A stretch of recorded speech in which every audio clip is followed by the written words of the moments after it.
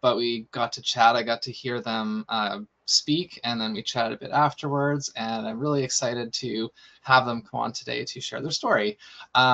So if you just want to, I'll just take a brief moment here to give you an opportunity, because I like to, before I get into like the questions which focus on the disability, if you'd like to talk a little bit more about, you mentioned your practice, like what you do and how you kind of got into it. Yeah. I mean, I've been creating since I was a kid. My very first thing I wrote was a poem in second grade after learning about slavery, uh, um, through it was like a Harriet Tubman picture book that taught us about the Underground Railroad. And I just remember like feeling like that was like such a level of injustice. And so my first creative act was a act of political uh like outrage as a like 8-year-old kid. So I devoured books. I started writing stories and things as a young person, and really wanted to sing, and I loved singing and I loved acting. I loved it all. So I started doing more of it in high school, but my mental health took a big toll. And so I didn't really get back into it until I was in my mid 20s. And then I started acting again. And then at 30, I went to theater school, um, which is a wild experience to do when you're 30. um, it's a very physically demanding program.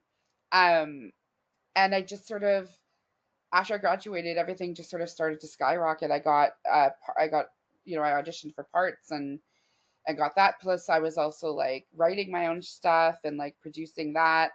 So it all just sort of like trickled, like one thing after another. And then everything like directing and producing and facilitating came from the experience of being an artist, in terms of my writing and my performing. Um, the more opportunities I had to do that, and the more I worked with other people, the more my skill set grew. And I sort of loved figuring out that I was able to do all these things, and I love doing them.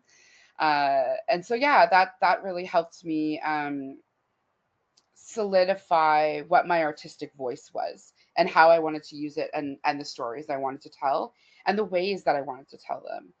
Um, which I'm sure we'll come to it, but a lot of that had to do with like fighting for disability justice within theater spaces, and sort of mm, challenging the traditional ways that theater works, because I'm primarily a theater artist, and um, the standard ways that theater practices are incredibly ableist and racist, and um, have no compassion.